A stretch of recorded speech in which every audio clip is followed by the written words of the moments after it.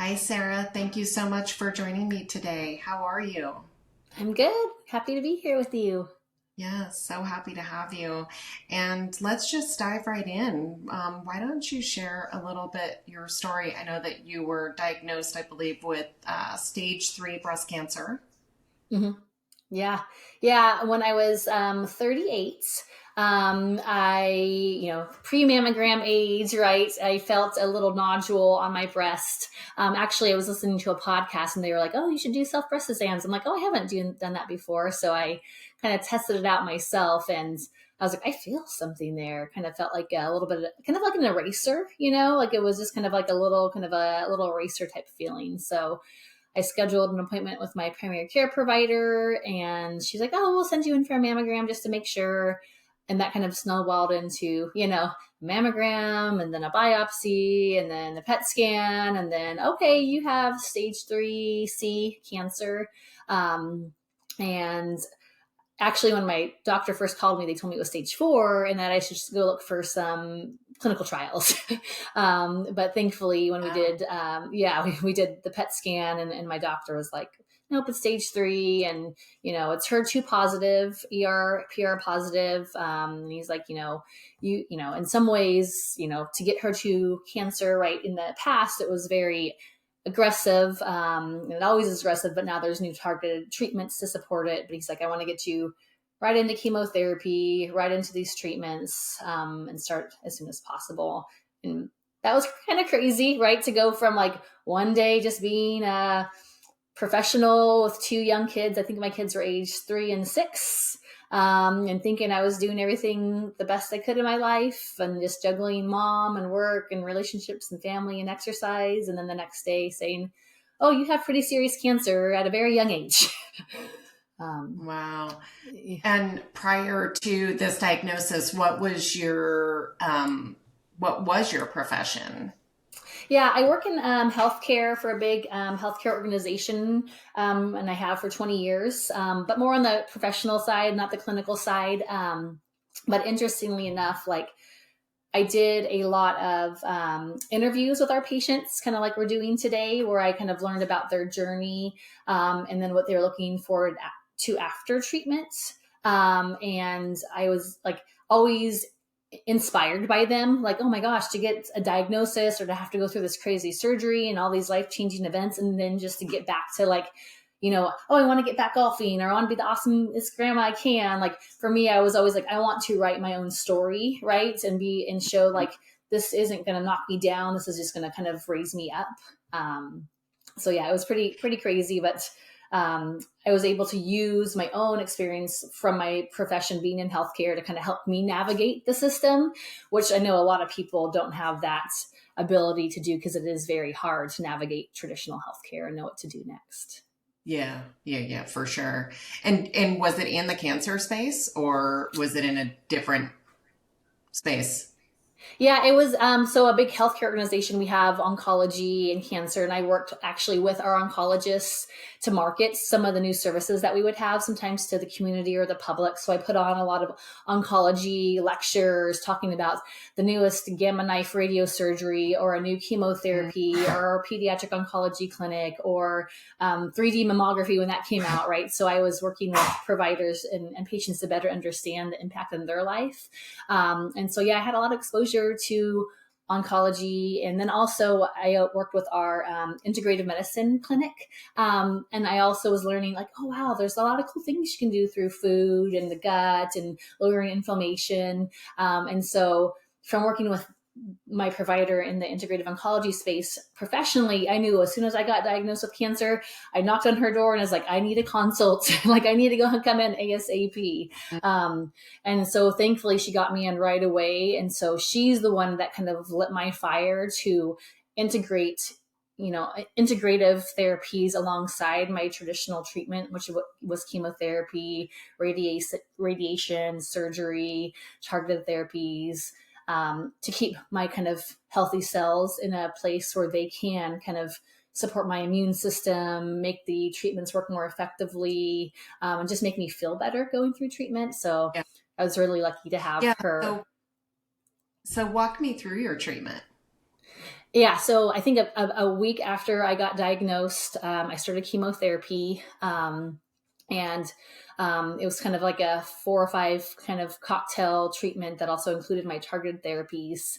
But when I met with my integrative medicine doctor, she told me about fasting through treatments and ketosis through treatments. And then she introduced me to the book, The Metabolic Approach to Cancer, which came out only a year before my diagnosis. And I Oh, just wow. felt real, yeah. I was like, was this written for me? Yeah. And this was your standard of care oncologist who recommended. My integrative medicine doctor through kind of a traditional healthcare organization. Yeah. Oh, But I beautiful. was lucky because she worked really well with my oncologist. And so he didn't naysay, he was very supportive of whatever I wanted to do. He was like, he didn't kind of frown away from it in any way. So he was very supportive because he trusted our integrative medicine doctor into what she would direct me into. So I was really thankful for that. Oh, I nice, learned nice. about fasting and ketosis. So my first treatment, I was there. I think I started a bone broth fast for 3 days during chemotherapy, and everybody thought I was crazy. um, but I was very mentally strong, and I was like, this is what I think will be supportive. And I didn't really understand the exact mechanism of the why, but I was like, I've read enough about it. I think I should just throw everything I can at it. If I'm doing all these traditional treatments, like, why not do some things that support my body from the inside? Um, Right. yeah. So I went Yeah. through, I think, 6 rounds of that chemotherapy, kind of alternating fasting during the infusions, and then, had some side effects, but was able to also enjoy real life and get to continue to. I worked alongside of it, and I worked out alongside of it, and I played with my kids Wow. alongside of it, and I traveled, and I just continued to live my life through those ups and downs. Were there side effects that you can pinpoint and say, yes, that you did not end up having those side effects due to the fasting? And was there anything that really surprised you in this? I think what surprised me was just having the mental kind of like, um, uh, learning on the more on the mental side of the fast, right? On like what that did to even change my relationship with food. And I did have some side effects through chemotherapy. Obviously, I lost my hair. I, sometimes had a rash or had the kind of mouth sores, but it wasn't super intense and it wasn't every single time. So it was pretty intermittent. I had the nausea, but it wasn't super bad. I was still able to exercise and walk through chemo. But I think the biggest aha was like, um, a lot of the medical doctors and oncologists told me that this type of cancer was so aggressive, and they didn't expect, like, by the time I got to surgery after chemo, that there would be like a huge impact of the chemotherapy. Right. They expected to see some reduction, but they didn't expect to see like a huge reduction.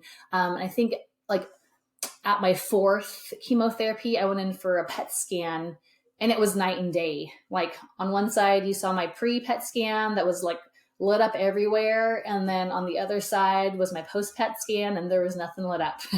And so that was very kind of empowering. I was like, okay, this is working. This is working in some different ways. Yeah. It's that support, right? Yeah. Yeah. Yeah. So that felt pretty cool. That, like, I think I did that, like, I think that was me, like, I'm sure the, chemotherapy and the targeted therapies that obviously helped, but I feel like what I did in conjunction with those treatments, like, really supported my body. Yeah. Well, and we think about that, and that is a kind of a targeted therapy too, right? Because the whole mechanism of action with fasting during chemo is allowing the chemo to go straight to the cancerous cells. And so that is kind of enhancing that targeted action and efficacy of the chemo drug itself.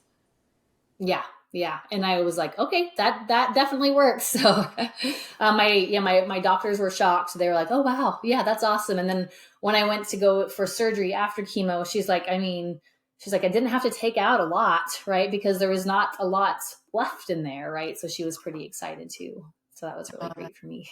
that's really cool. That's really cool. And it must have felt really empowering as well. Yeah, I think when I saw that, I like called my friend. I'm like, I cured myself.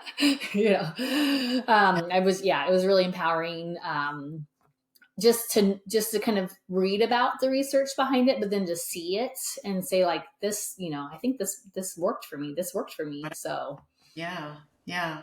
And you probably felt better in the fact that you were able to do things with your kids and, get out and exercise and do all of those things. We have such a bad, you think about all of the advertisements out there for the different organizations that are raising funds. And when they're showing somebody with cancer, they're always showing them looking really terrible, getting their chemo and, just looking really sick. And it's amazing how different the experience can be just by introducing fasting.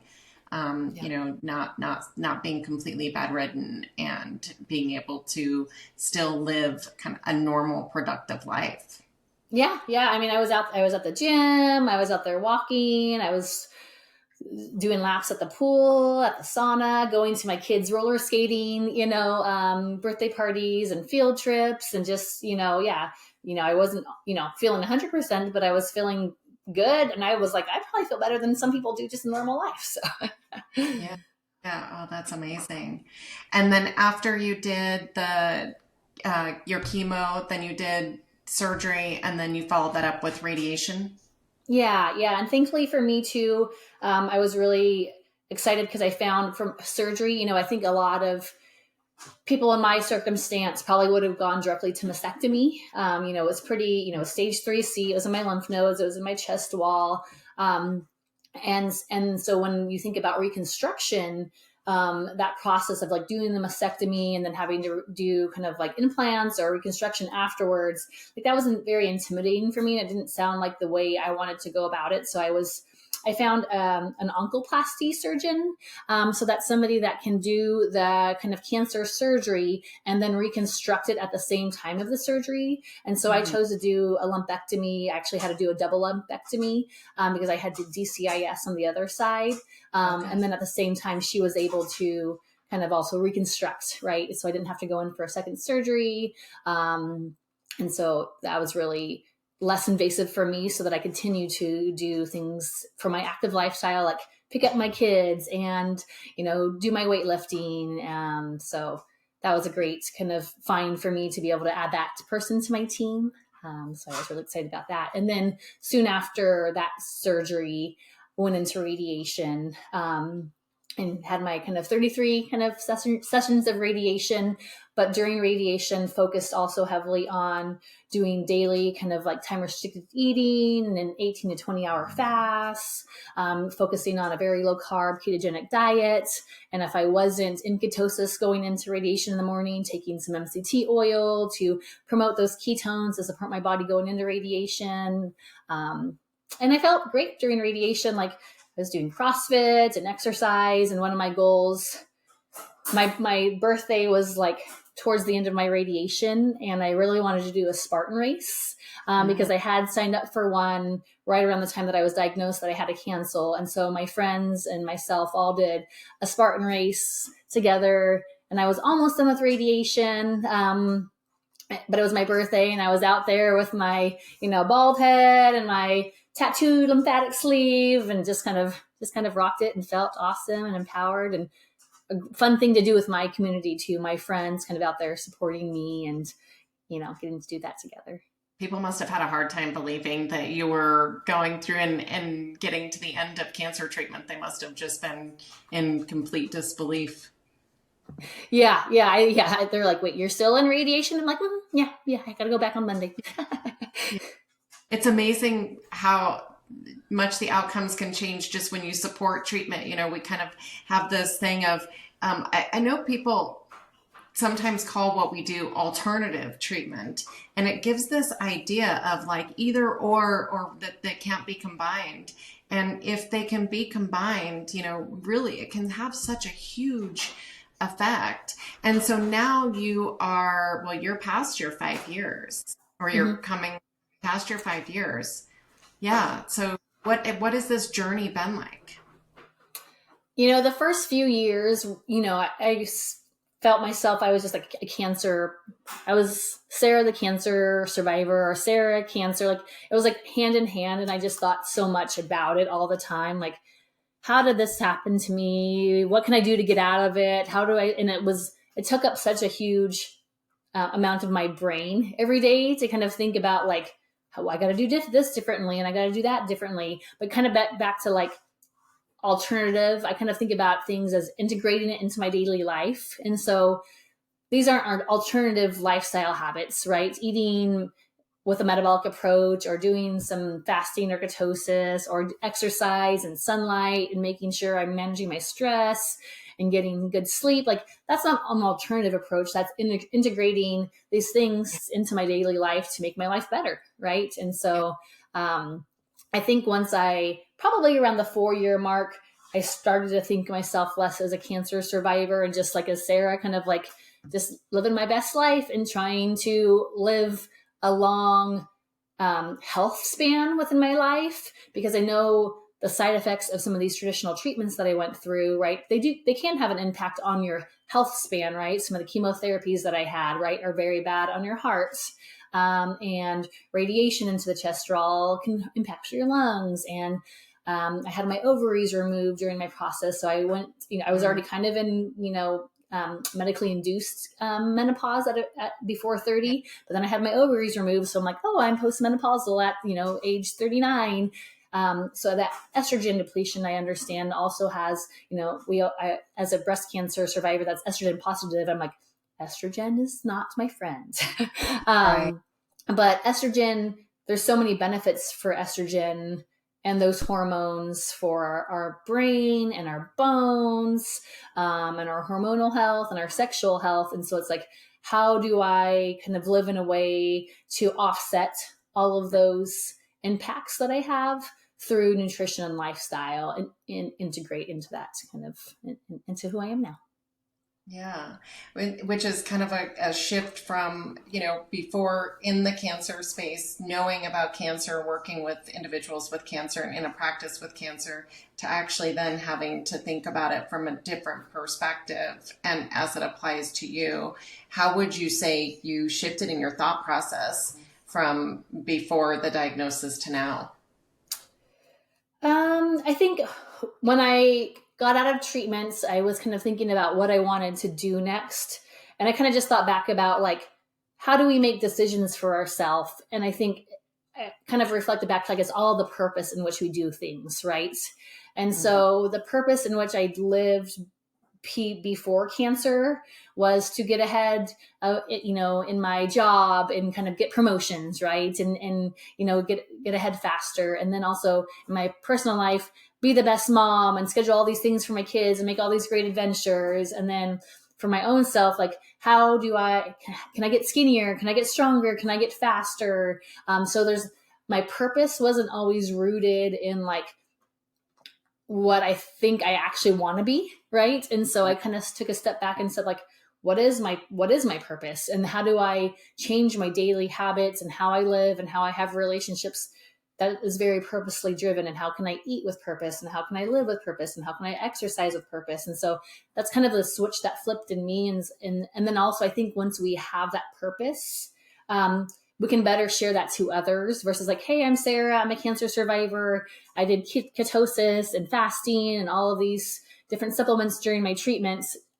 If I can kind of reset that back, and I did that because, and this is the why, this is the purpose I did those things, I'm a better communicator to people that I can kind of share that back with. And so then I can share with them the how from that once we understand the why. And so I just try to understand for myself the why in daily life. Like, I want to be here for a really long time. I want to have grandkids. I want to live in Hawaii eventually. So it's like, that's my purpose. That's where I'm going. Yeah, such a good point, because we're all so focused on being like superhumans, being the super employee, the super mom, and we think that that's what's going to make a difference. I don't know what we think. Like, the more we do, the more people recognize it, the more we'll be valuable in society and as a mother and as an employee. And a lot of that takes such a huge toll on us, and we forget to live, and we forget to be in the moment and be with the people that we love, and be just happy. Yeah. Yeah. It's always like achieving that next thing, right? Versus like sitting and kind of just acknowledging like things are awesome now, right? It's like, let's just sit back and just acknowledge like where we are, and the relationship that we have and the health that we have. So yeah, that was a good kind of switch for me. Yeah. And do you think you're healthier now than before and I don't know if you thought you were healthy when you got cancer. You know, we often hear, and I'm sure you've probably heard Dr. Nisha say that people think they were healthy when they got cancer, right? And then kind of that understanding of, oh no, that wasn't exactly health. That was being skinny. That was working out all the time. That was, you know, being a super mom, right? And our definition of what we think is eating healthy, but there's just also so many environmental factors that we don't know about, right? And so kind of what was your thoughts before and where are you now with that? Yeah, I definitely thought I was healthy before, and I think everybody around me did too. They were always like, how did this happen to you? You're the healthiest person I know, right? Just because, you know, I lived that life and I was like, I'm doing everything to 100%.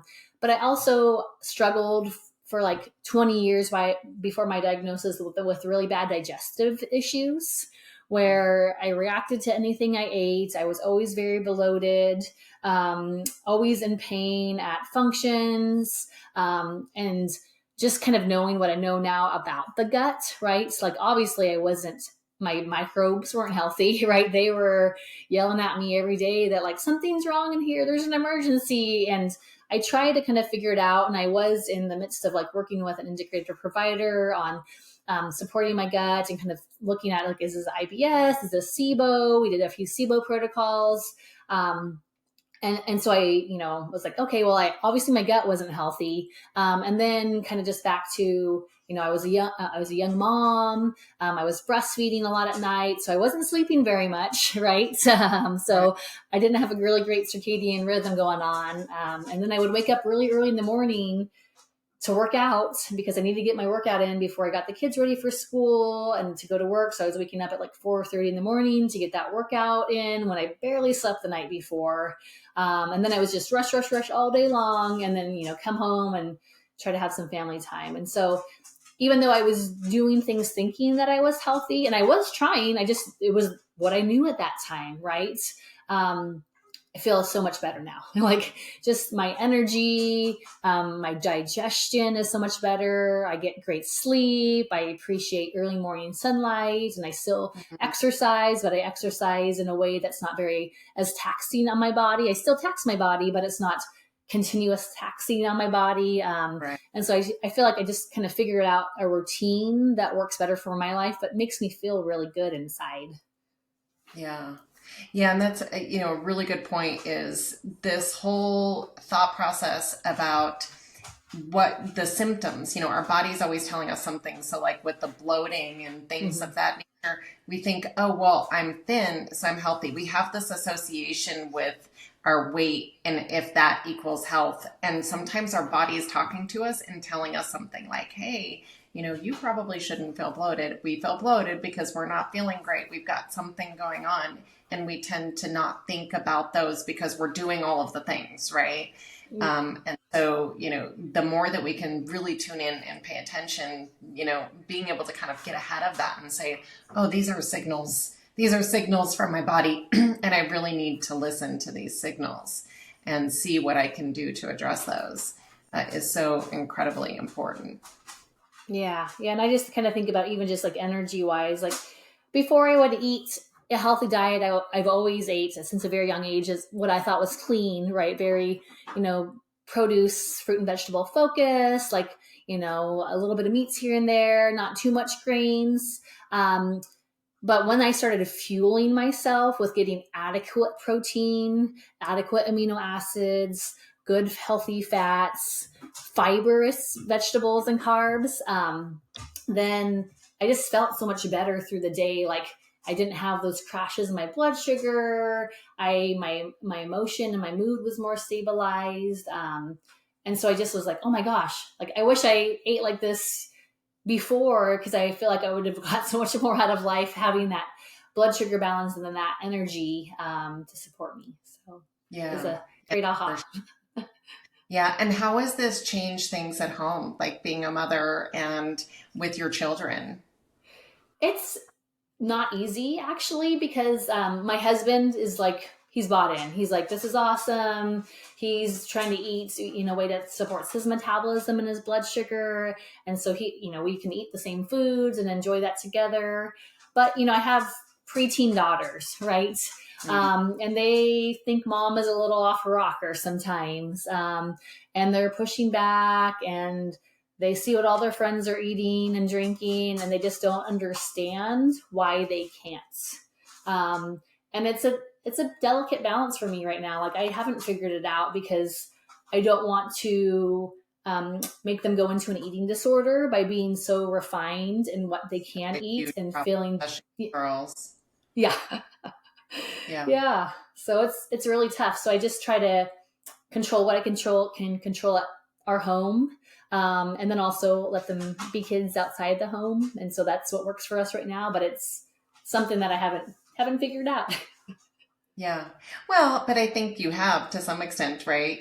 Doing what you can at home. I think, if there's just things we don't have at home, right? And Yeah. they don't have access to they're going to go out, they're going to be teenagers, they're going to do what they want to do. So it's kind of like, if at home, when at home, they're getting nourishing foods, that can be really helpful. And I will say that, I have 3 daughters myself, all of them grown up, and at least 2 of them now are kind of one of them is fully on board and totally gets it after having her own health issues, after she became an adult and having kids herself.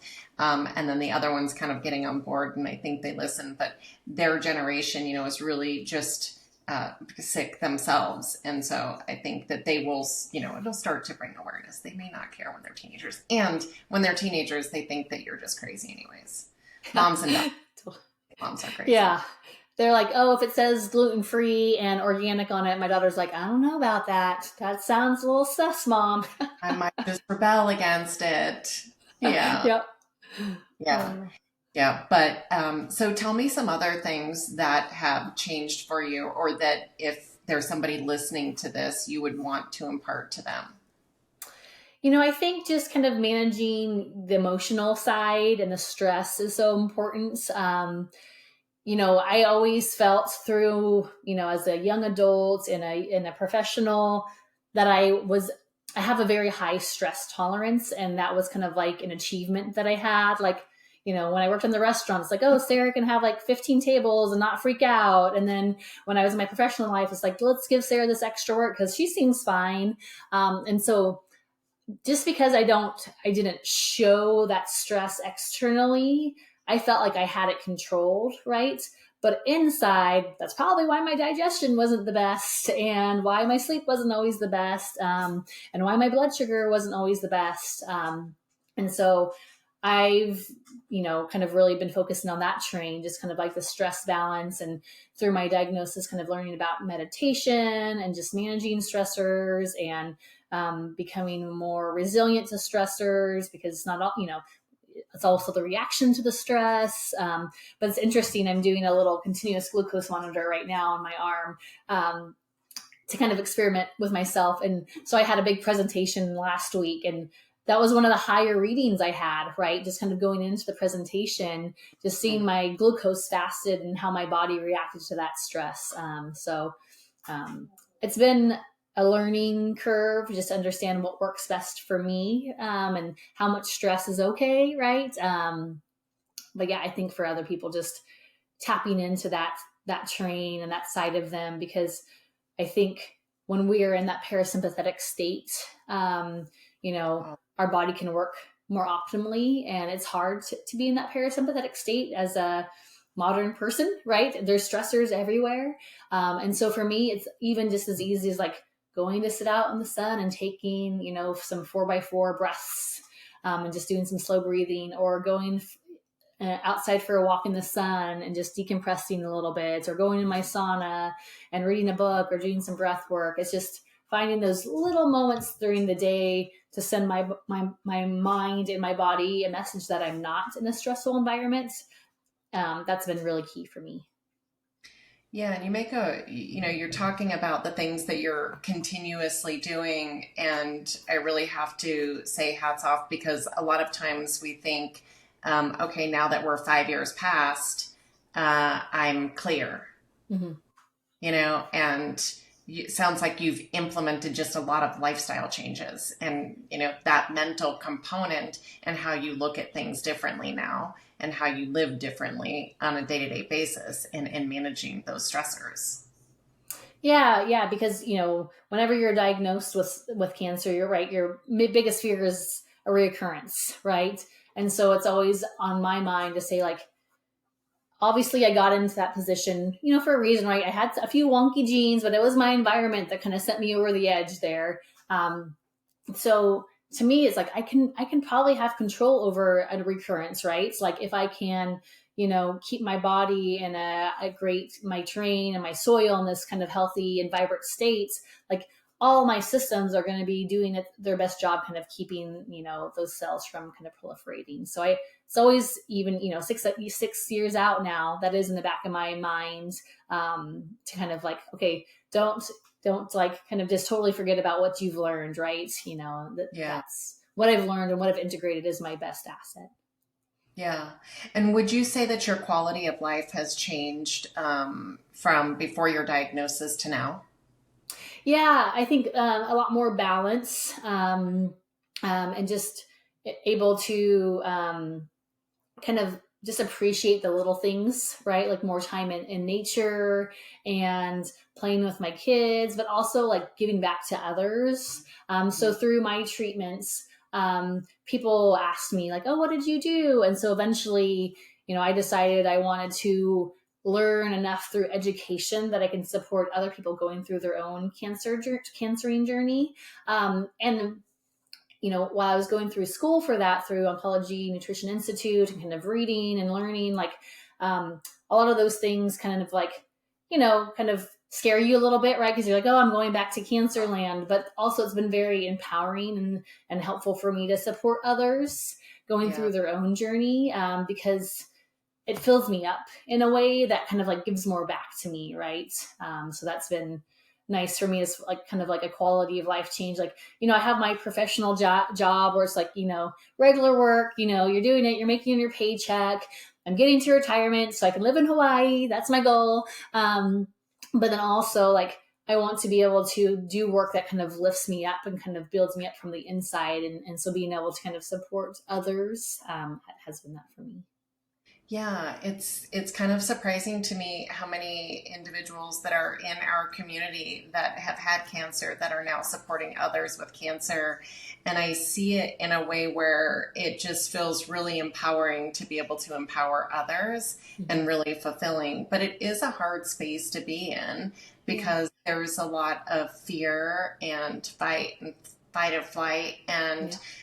and there are also, it's not an easy methodology. It's not an easy process to implement change, especially when you could be having chemo brain, you could have cognitive issues just purely from being in a state of stress, in a state of fight or flight. And so, it is hard to work with individuals that are going through their own cancering journey, because of where they're at and their own fears, and they're completely valid. Yeah. So, how do you process that and not take on that, stress and those emotions? It's hard, right, to like not want to do. It's like, how can I do this for you, right? Because it's like, especially people that live alone or don't have support, right, from the family. It's like it's a huge learning curve. But if I can be their advocate to break lifestyle into like little nuggets, like if you can just try these little steps, all of those little steps are going to make a big step in your life, right? And so kind of breaking it down into little actions, I think is supportive, because I could say like, hey, you need to go and you need to implement all of these things right now, and their mind's going to kind of like explode. But it's like, okay, if you make these little tweaks here and there, eventually we want to be up here, but we can make these little tweaks along the way, and that's helpful. But it is, it's hard because everybody's in a different place and they have a different support system, and their bodies react to, different therapies. And so it's also like kind of like a game, right? You're like, oh, okay, that didn't work. We're going to kind of play here and try this. But we're all individuals. And so it's a lot of experimentation, but yeah, hopefully I'm able to kind of give them a little bit of support, and then sometimes a lot of support to kind of help make them feel better. Yeah. And it is challenging. It is challenging because we're so used to, what do I take? What do I do? And then what are my outcomes going to be? And we're really saying, we're trying to learn your body. We're trying to understand how your body's responding and adapting to its environment. And we're trying to get this synchronicity happening. So, you have to watch and observe. And as Dr. Nasha says, test, assess, and address, and, continue to do that over and over. Curious, has this changed? Are you still working for the same organization that you were before your diagnosis? And has your journey and them seeing what you've been through and how you implemented this changed that practice at all? I think it's not changed, because I kind of like, it's changed a little bit because from my perspective, traditional healthcare is so focused on the sick. And I get frustrated in that like, what can we do to be preventative so that people don't become sick? And it's not just the organization that I work for, but like all of healthcare, and healthcare is funded, and the mechanisms and the training of our physicians, and what our physicians actually do is more pharmaceutical medicine. And so I think I just get a little bit more frustrated in that. But then I also see glimmers of hope and lights, like the CGM program that I'm doing right now is a metabolic wellness program through the company I work for. Like, how awesome is that? It's a 6-week program. Yeah. It's through one of our doctors, and it's for our employees, but it's also for all of our patients. And, the goal is just to get people to learn about how their body responds to the food that they eat and their stress. So I see little glimmers of hope, and we're working on different kind of like, with different startup companies to understand how to get ahead of people becoming sick and helping them get better faster and keeping them out of the hospital. So there's little glimmers of hope, but also sometimes I get a little frustrated with where medicine in general across the country is. Yeah. Well, I love this question for you. Background. I don't typically ask it. But, we often have people say, I have the best doctor that you can get or that you can buy or whatever, which I always say, well, if you were to go to a state-run hospital versus a prestigious university hospital, are you paying any difference if you have insurance? You're not. So that's kind of crazy. But in general, when you look at the medical system, being in the medical system, and people saying, oh, well, if there was something better, my doctor would know about it. What would you say to that? And why do you think they are so behind? I mean, I'm kind of like saying, I think that they're behind in that. The question would be, do you think they're behind? And what would you say to somebody who believes that they have the best doctor that money can buy? Well, I think it's just going back to what the doctor's education is in, right? If you're working with an oncologist, their education is around chemotherapy and medication to support the tumor, right? It's not looking at much else besides that. And if you're going to the radiation oncologist, they're just looking at how your body, what the best radiation treatment is for you. And if you're going to the surgeon, they're just looking at the best surgery that they think works for you. But rarely are they always looking at that together for you. And they shouldn't probably be looking outside of that anyways, because they haven't been educated in nutrition and in other kind of like integrative therapies. Like, their education and jam is the research for chemotherapy or radiation. And sometimes, they don't even know that there is studies on chemotherapy and diet, and chemotherapy and ketosis, and chemotherapy and fasting. I feel like they just don't know what they don't know, right? And they become very comfortable in just the best practice for the chemotherapy itself on that specific cancer targets. But there's a world out there besides that. And sometimes they just don't have the time to even dig into it. And so it's like, if we can kind of assemble our team and understand the strengths and weaknesses of our team, that our one oncologist doesn't know everything. They know maybe a lot about a little. then we can understand that our team needs to be wider than just what conventional treatment's going to give us. And so, yeah, my idea would be like, get a great team that, has these assets that can kind of look at you as a 360 person versus just like very targeted. Right, right. And that the team, they all have their different specialties and all can help in different areas. Yeah. Yeah. And sometimes it comes from the oncologists themselves where they think, hey, I can't support you in this, but I won't disagree if you want to do something. That's kind of the best, right, that we can ask from them, because just like your naturopathic doctor or your spiritual doctor or nutritionist doesn't understand all of the things. That's why it is the team. And it also kind of lies within your gut to be able to say, I need to build the best team and bring these things forward and do what feels good and right for me. Yeah. Yeah. And I think it's just understanding their strengths and limitations and building that team. But yeah, if I think, when I saw my own providers, like I mentioned, my oncologist was very supportive if I wanted to try these other things alongside of it. And that wasn't, that made me more kind of open to it. I think I would have still done it regardless, because I did have some other people saying like, oh, you're one of those people. I was like, yes, I am. I'm very proud of it. But I work with a lot of clients who are like, oh, my doctor said I can't try this. And it's like, I don't think he knows what this is, like, I don't really think he just doesn't know. Right. Or he or she just doesn't know. And so, my goal with my clients and myself is just like, let's just get the internal part, like our digestive working, our immune system working, get our inflammation low. Like that's what we're working towards. Right. And then let them focus on the other stuff. But yeah, a lot of people that I work with or talk to just in general, they're like, oh, my doctor said I can't do that, so I'm not going to do it. And I'm like, that's not even their scope.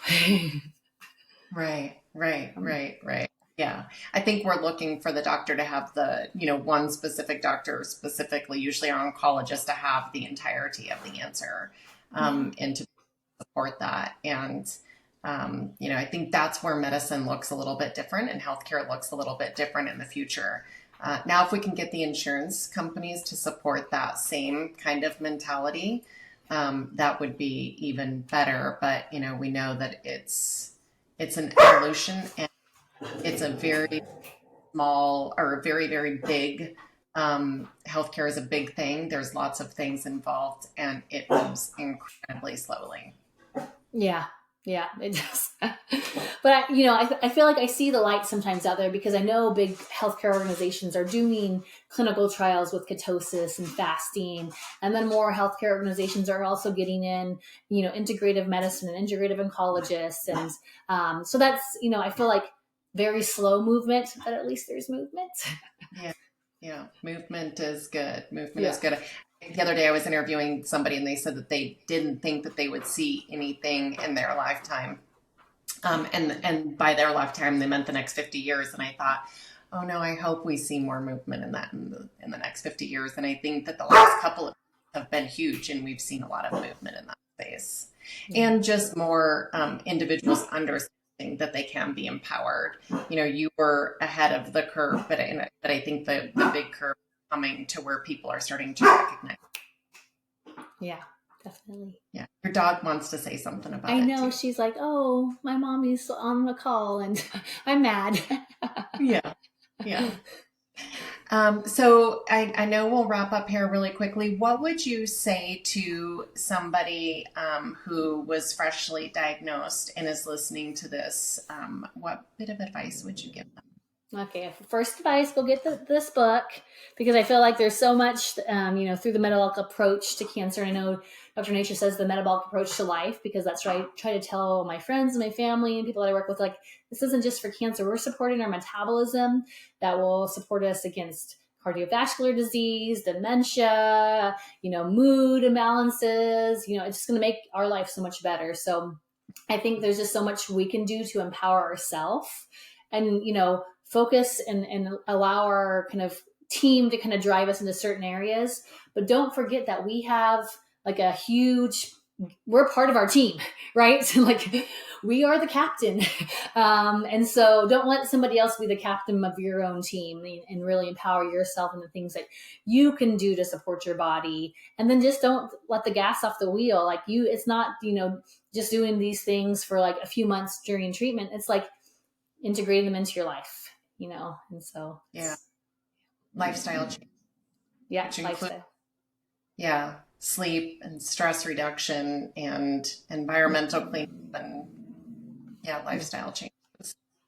Yeah. Awesome. Well, thank you so much. Thank you so much for sharing your story. I know that it can be a vulnerable. I'm not sure how many times you've shared it before, but thank you so much. And I look forward to talking to you again soon. Yeah. I hope this helps somebody. Yeah. And thank you for having me. Absolutely.